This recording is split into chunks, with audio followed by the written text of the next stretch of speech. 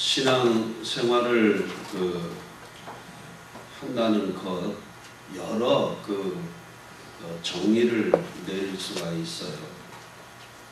이렇게 하는 것이 신앙 생활을 하는 것이다. 또 원리는 이러한 것이다. 여러 가지 정리를 해 나갈 수가 있습니다.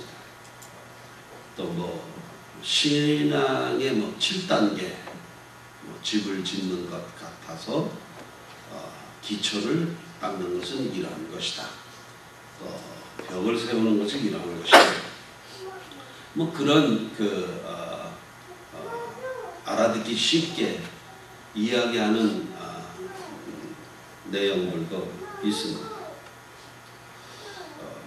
사실은 그러나 원리를 따지게 되면 아주 간단한 건데 사람들이 다 깨닫는 바가 다 다르고 이해하는 정도가 다 다르니까 이런저런 설명하는 방법들이 나오게 된다는 말이죠.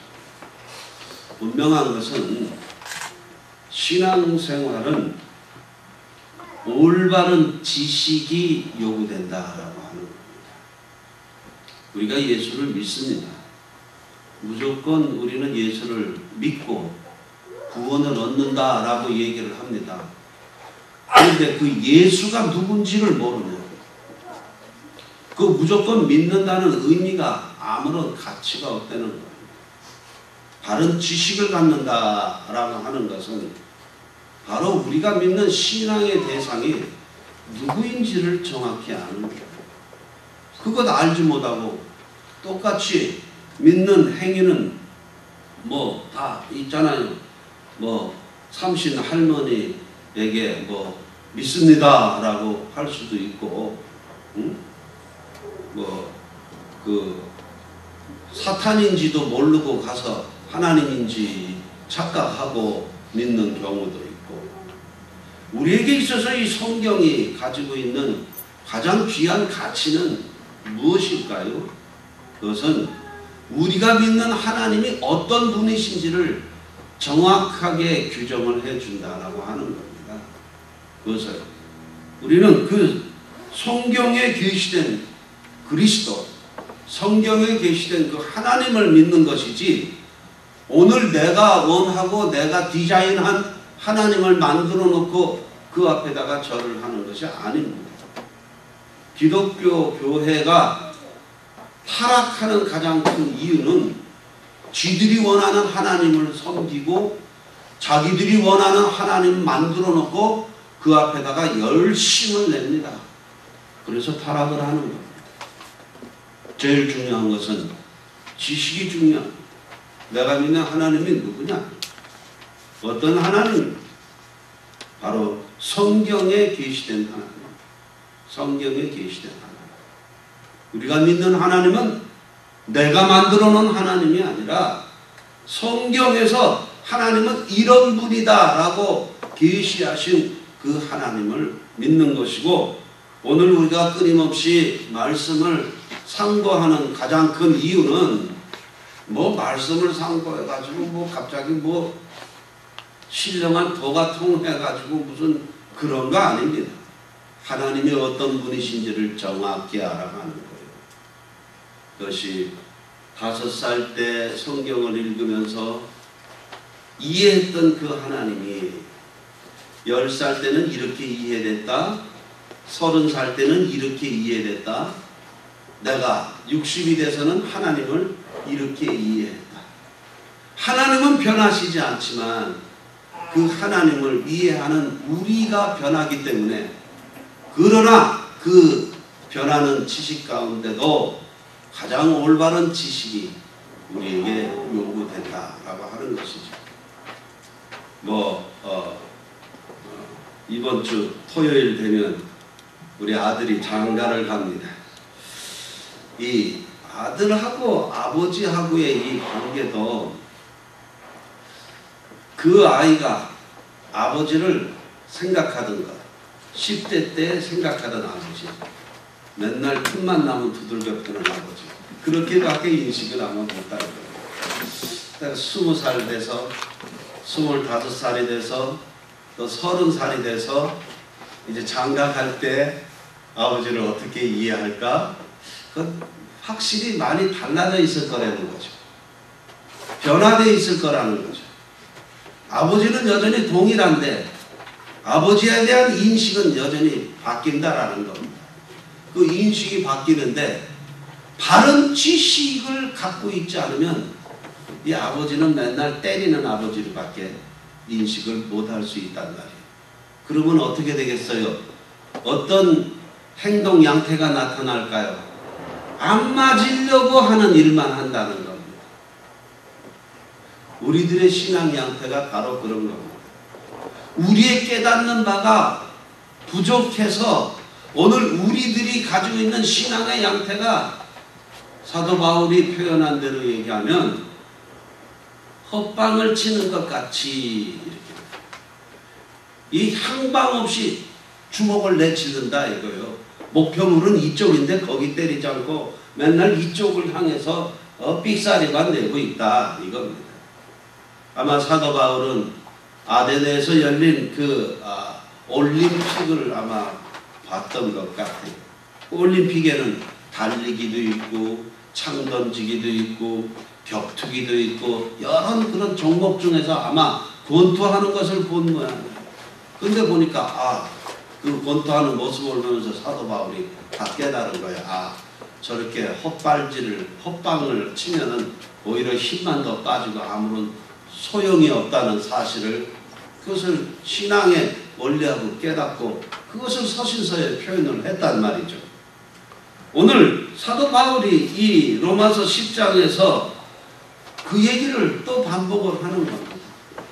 참 내가 답답해도 이렇게 답답한 일이 내가 다른 민족들에게 이 구원의 도리를 설명을 하고 다른 민족들이 이 구원의 도리를 받아들여 가지고 구원을 받는 자리까지 가는데 정작 내 가족들은 이 구원의 도리를 알지 못해서 이 구원의 도리에서 벗어나고 있다. 안타깝게 얘기해요.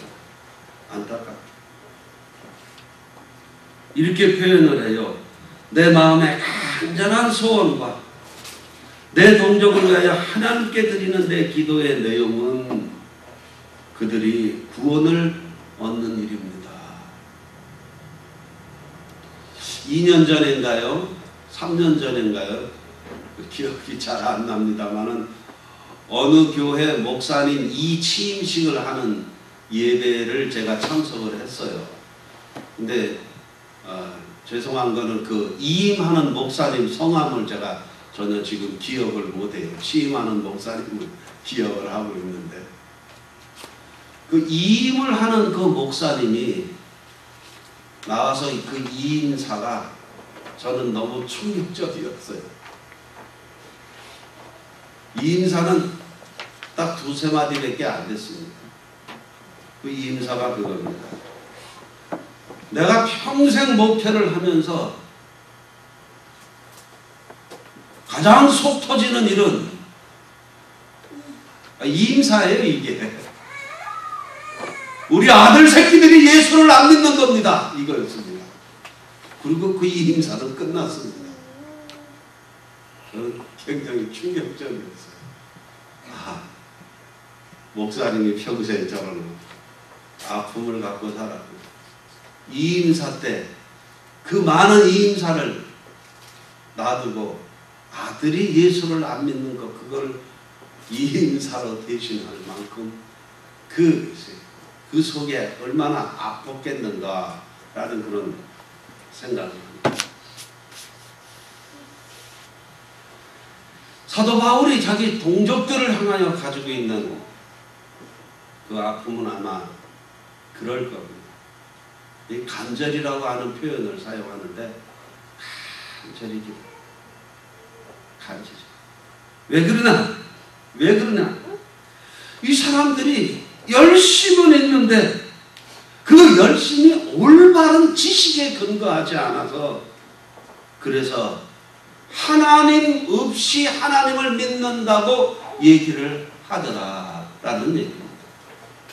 그들의 생각 속에, 그들의 행위 속에서는 전혀 살아계신 하나님을 인식하고 하는 모습이 전혀 없음에도 불구하고 그들은 하나님을 믿는다라고 그 열심을 내는 것이, 그 열심을 내는 것 때문에 더 속이 터지는 거예요. 아예 열심이라도 안 내면 손해볼 일이라도 없을 거 아니겠습니까? 열심을 냈다. 열심. 믿음은 방향이 중요합니다. 지식이 중요한 이유는 바로 그 방향을 바로 결정하기 때문입니다. 방향이 잘못되면은 말이에요, 힘차게 공을 때린 것만큼 손해를 봅니다. 네? 방향이 되죠. 방향. 믿음 생활도 방향이 소중합니다. 지식은 대단히 중요한 겁니다. 그 지식의 요체는 우리가 믿고 있는 그 하나님 예수 그리스도, 그분이 가장 기뻐하시는 일이 무엇인지 그거를 하란 말이죠. 그거를. 미국에 93년도 6월 달에 처음 왔습니다. 워싱턴 DC를 방문했습니다. 워싱턴 DC에는 제가 추천을 해서 신학교에 보낸 학생들이 둘이 같이 자취를 하고 있었습니다. 거기를 방문했습니다. 둘이 말도 안 합니다. 말도 안 하고, 또 내가 볼 때는 한 사람은 대단히 성실한데 그 담임 목사님한테 별로 좋은 평을 못 듣고, 한 사람은 별로 성실해 보이지 않는데 담임 목사님한테 좋은 평을 들어요. 그게 왜 그럴까? 그 목사가 사람을 보는 눈이 참 제대로 안 됐구만. 저 성실한 사람을 왜 성실하게 봐주지 않고 저렇게 이렇게 눈앞에서 살랑살랑 하는 사람만 저렇게 좋다라고 얘기를 할까 하고 그렇게 생각을 했었는데, 신하고 지나면서 보니까 그 목사님 보는 눈이 정확했던 겁니다. 그 이유는 뭐냐? 자기 성실함만 있지 목사가 의도하는 거하고 아무 상관없어. 자기 혼자만 성실한 거. 그러니까 이제 뭐든지 해놓으면 아무 영양가 없는 일만 했어요. 자기는 열심히 했어요. 목숨 걸고 했어. 그런데 아무 소용없는 일을 하는 거예요. 우리 신앙생활 그렇습니다. 뭔가 열심히 합니다. 열심히 하는데 방향이 없어요. 지식이 없어요. 정리되지 않은 모습으로 신앙생활을 하는데, 지금 사도 바울이 보고 있는 자기의 동족 이스라엘의 모습이 바로 그렇다 이 말이죠.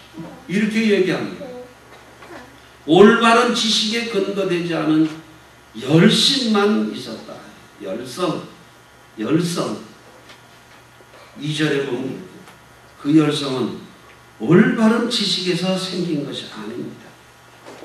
그렇기 때문에 뭐라고 그래요? 하나님의 의를 알지 못하고 자신들의 의를 세웠다, 이렇게 얘기를 하는 겁니다. 신앙생활 하는데 자신의 의를 세웠다. 하나님의 의를 알지 못하기 때문에 자신의 의를 세웠다. 빌립보서에서 사도 바울이 이야기한 대로 또 얘기를 하자면 이런 겁니다. 야, 제발 너네들 하나님의 일을 하면서 싸우지 좀 마라. 왜 싸웁니까? 하나님의 일을 하면서 자신의 의가 드러나기 때문에 하는 겁니다. 자신의 의를 드러내기 위해서 어떤 그 열심이 오히려 교회 안에 분쟁을 일으키는 결과만 가져오게 되더라라고 하는 것이죠. 하나님의 의를 알지 못하고 자신들의 의를 세웠다. 하나님 없는 열심이 뭡니까? 그것을 우리는 지금 신학적으로 이렇게 정리하고 있죠. 그것을 율법주의다 이렇게 얘기를 합니다. 하나님 없는 열심. 하나님의 의도하고는 전혀 상관없는 열심을 가리켜서 우리가 율법주의다라고 얘기합니다. 그 다음에 하나님을 알지 못한다라고 하는 것은 하나님의 은혜가 없는 삶이 하나님의 은혜가 없는 삶은 타인에 대한 배려가 없습니다. 야고보서에 이렇게 말씀이 기록되어 있습니다. 너네들이 첫날 만날 밤을 새워서 철야를 하며 기도를 해도 그 기도에 응답을 받지 못하는 이유는 무엇일까요? 이렇게 얘기하죠. 뭐라고 얘기합니까? 거기엔 이렇게 써 있어요. 너희들이 그 기도를 정력에 쓰기 위해서 기도하기 때문에 너네들은 기도해도 응답받지 못한다. 싸움이 어디서부터 나는지 아느냐? 이렇게 얘기해요. 싸움이 어디서부터 나는지 아느냐? 기도 때문에 싸움을 한다. 그 기도는 말이죠. 철저하게 자기의 의를 만족시키고자 하는 내용을 담고 있기 때문에 이것은 필연적으로 사람 사이에 다툼을 유발할 수밖에 없다라고 하는 겁니다.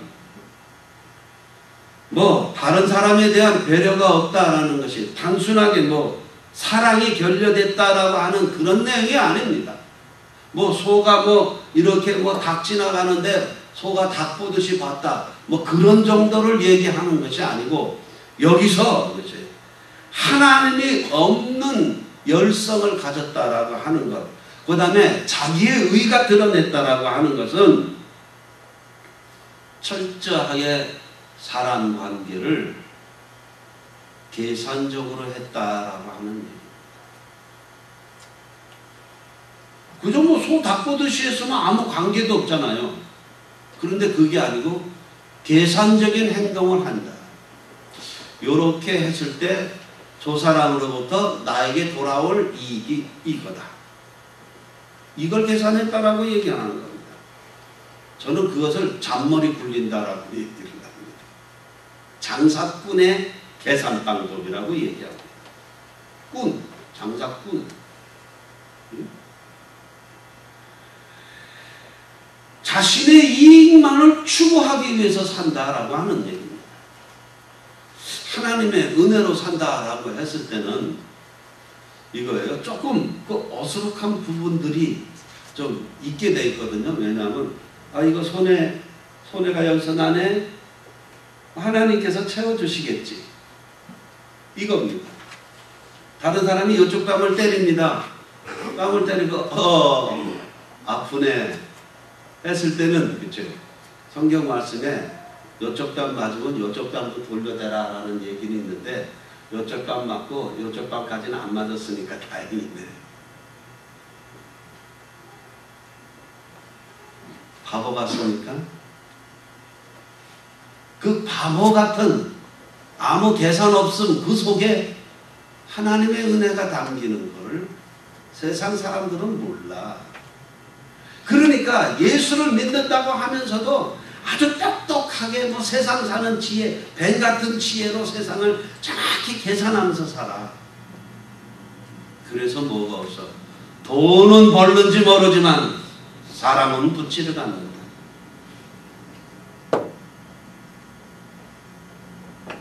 하나님 없는 믿음, 하나님 없는 믿음. 순전한 동기, 순전한 그 과정, 그래서 생기는 그 순전한 결과, 이것들이 이제 이것이 없다는 것, 이것이 바로 자기 의로 자기 삶을 살았다라고 하는 겁니다. 세상 사는 게 내가 계산한 대로 사라집니까? 안 사라지는데 사람들은 여전히 그 계산법을 버리지를 못하고 있어요. 안 사는 거 알면은 이제 버릴 때도 됐는데 말이죠. 버릴 때도 됐잖아요. 한 60년쯤 살았으면 이제 버려야 되는데 이건 60년을 기점으로 해가지고 이것이 다시 생겨요. 다시 생깁니다. 다시.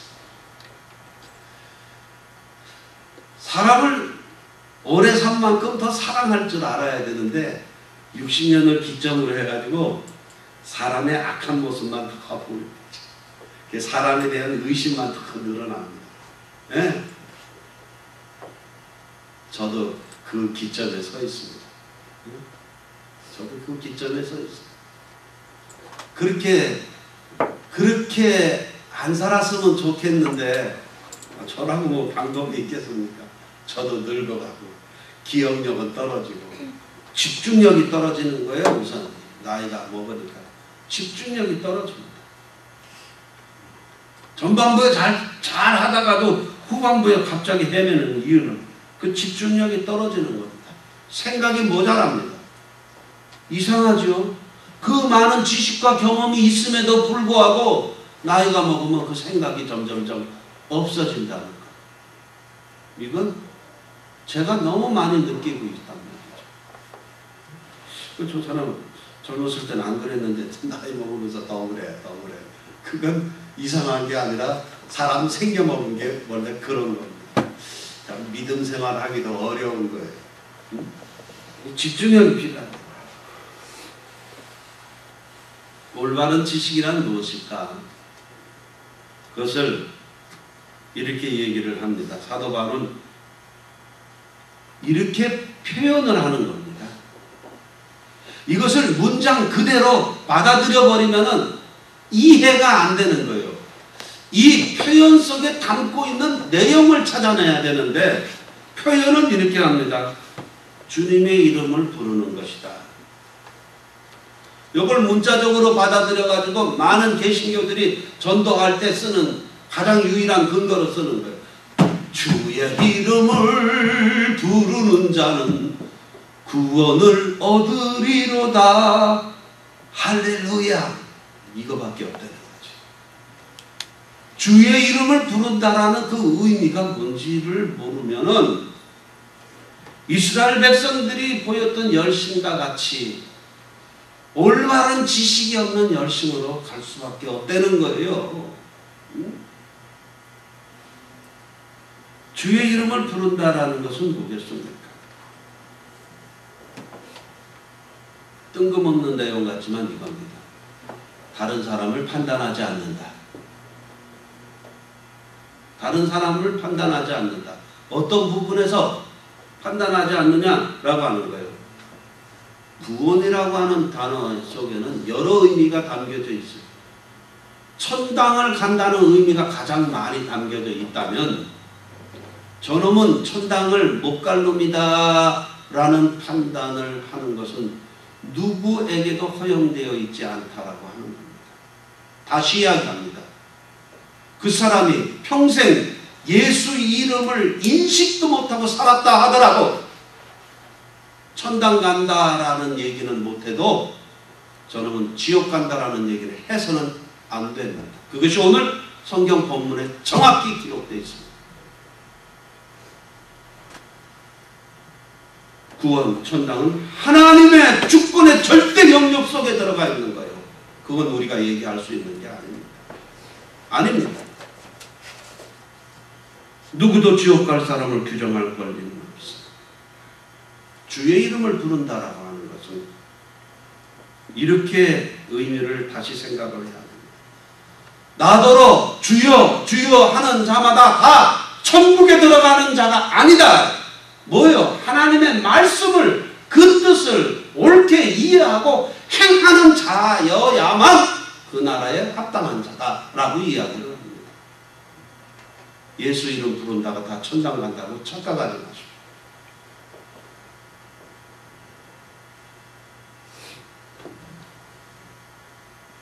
주님 뜻대로 살아야 됩니다. 우리 신자들의 문제는 뭐냐 하면 믿음으로 구원받음을 외치지만 우리의 삶은 입술로만 하는 주여 주여 뿐이지 삶이 없다라고 하는 겁니다. 그 삶이 없다라는 얘기가 뭡니까?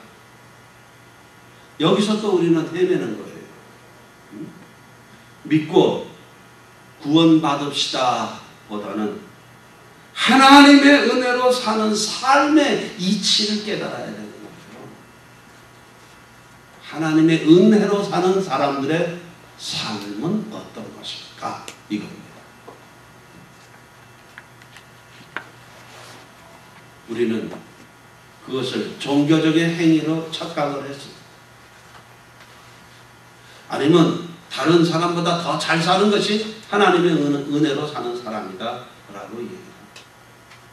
어제 새벽에 우리 김정배 목사님이 기도의 사람 조지 뮬러에 대해서 얘기를 했습니다. 그 조지 뮬러에 대해서 다 얘기를 듣고 이겁니다. 그 사람은 뭐 보통 10,000번 이상의 뭐 기도의 응답을 받은 사람이다라는 건데, 이제 그냥 혼자 생각을 해본 거예요. 그 사람은 잘 살았을까? 보통 얘기하는 통통한 삶을 살았을까? 축복된 삶을 살았을까? 넉넉된 삶을 살았을까? 기도 그렇게 많이 했는데 아마 살았던 삶은 그렇게 윤택하진 않았을 것 같아. 그러니까 기도를 10,000번이나 했겠지, 최소한도. 그지? 그 생각을. 기도를 왜 많이 하겠어요? 할 만한 이유들이 많으니까 기도하지 않겠습니까? 아, 그 사람은 참 기도의 응답은 뭐 허벌나게 많이 받았을지는 모르겠지만 사는 삶은 참 매일매일 피곤했겠다. 매일매일 하나님한테 매달리지 않으면 살 수 없는 그런 절박한 삶을 살았겠다라는 그 생각을 제가 어제 아침에 했습니다. 어제 아침 새벽기도 때. 오늘 우리가 하나님의 은혜로 산다는 것이 우리 세상적으로 윤택하고 형통하게 사는 것이라고 그렇게도 생각을 할 수도 있지만, 과연 그럴까? 그 믿음의 사람들이 걸어갔던 그 수많은 길들을 우리가 고찰을 해보면은, 그렇죠? 그들이 정말로 흔들리지 않는 믿음을 가지고 살았던 것은 형통한 삶을 향하여가 아니라 끝없이 끝도 보이지 않는 힘들고 고통스러운 삶이 눈에 보이는데도 그것을 갖다가 피해가는 것이 아니라 그 안으로 들어갔다라고 하는 겁니다. 그 안으로 들어갔다. 근데 그 안으로 들어가는 것도 무슨 의미가 있어요?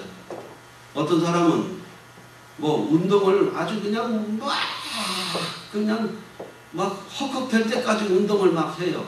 운동을 해서 어떤 효과를 얻었느냐는 상관없이 그저 숨이 차게 달린 것으로 운동한 것으로 착각을 했단 말이죠. 그래서 그 열심히 그 달리기 해가지고 그분은 연골이 다 나갔습니다. 건강하자고 운동해서 연골이 다 나갔습니다. 내가 이름도 될 수 있어요. 우모 목사님이라고. 이름도 될 수 있어요.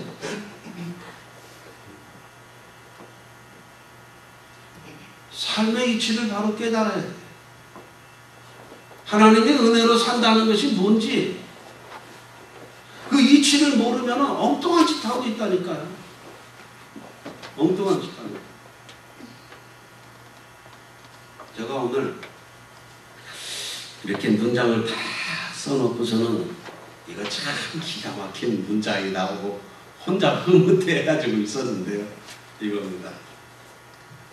미래의 천당을 갈지 안 갈지 그 여부는 하나님께 달려있다.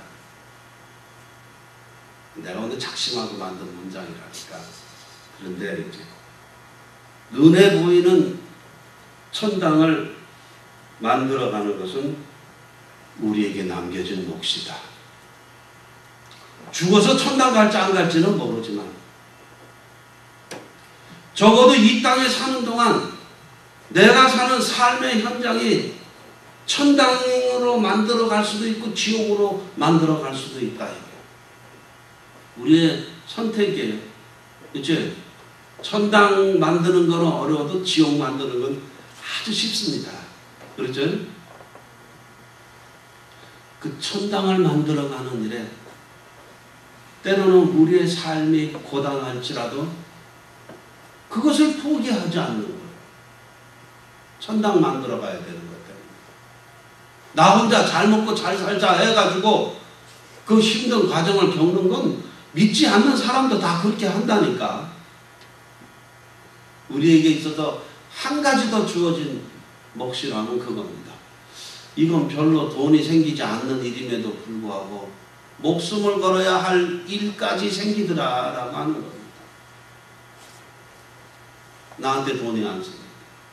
나한테 형통함이 없어도 그 길을 간다. 세상 사람들이 알아줍니까? 안 알아줍니다. 다 손가락질합니다. 그 쓸데없는 짓 했다. 가족 고생시키고 옆에 있는 사람 다 고생시키고 다 고생시키고 남는 거 하나도 없는데 저기를 왜 가냐? 왜 갑니까? 저도 몰라요. 그래서 저는 그렇게 얘기합니다. 이건 본능으로 가는 겁니다. 본능으로 가는 겁니다. 하나님의 백성이기 때문에 그 본능으로 가는 겁니다.